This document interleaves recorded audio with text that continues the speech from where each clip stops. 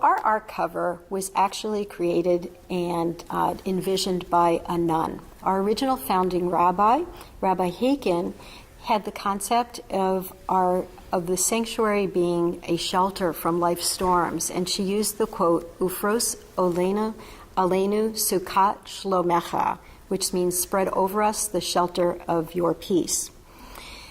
She met with a sister whose name is Sister Paulette Kirschensteiner, who is still alive and lives in a nunnery in Pennsylvania.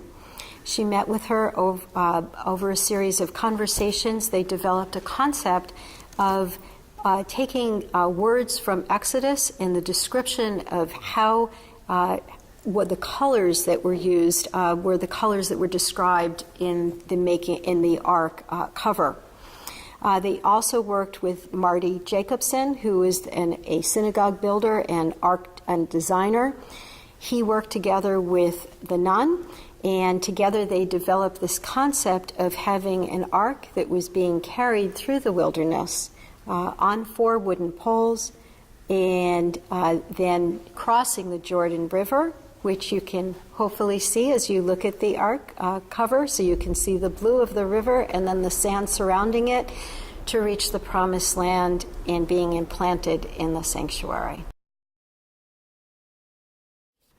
When it was envisioned with that prayer on top, but actually there was no prayer on top in the original sanctuary. There were the 10 Commandments that you see on either side that are sitting in the sanctuary, in the social hall still, but it didn't have the words on it. We met this artist, a metal artist whose name was Rhonda Cat, and we decided that we thought she could make what we had in mind, and through a series of sending her photographs, because you couldn't email pictures back then, and sending letters and sending some emails together, we kind of envisioned this, and she sent with very explicit instructions exactly how things had to hang.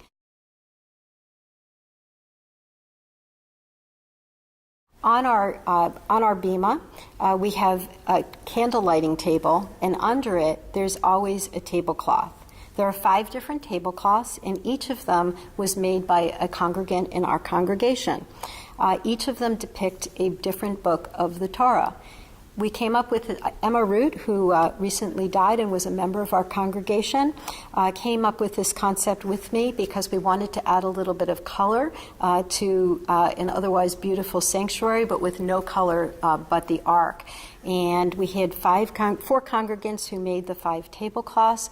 We had Emma Root, who I just mentioned, Susan Nadler, who also died a couple of years ago, myself, and also Gabriella Gold, who was also a member of our congregation of the time. If anyone is interested in learning more detailed about the tablecloths, if you turn them over, you can actually read the story of what the artist had in mind to tell you about it.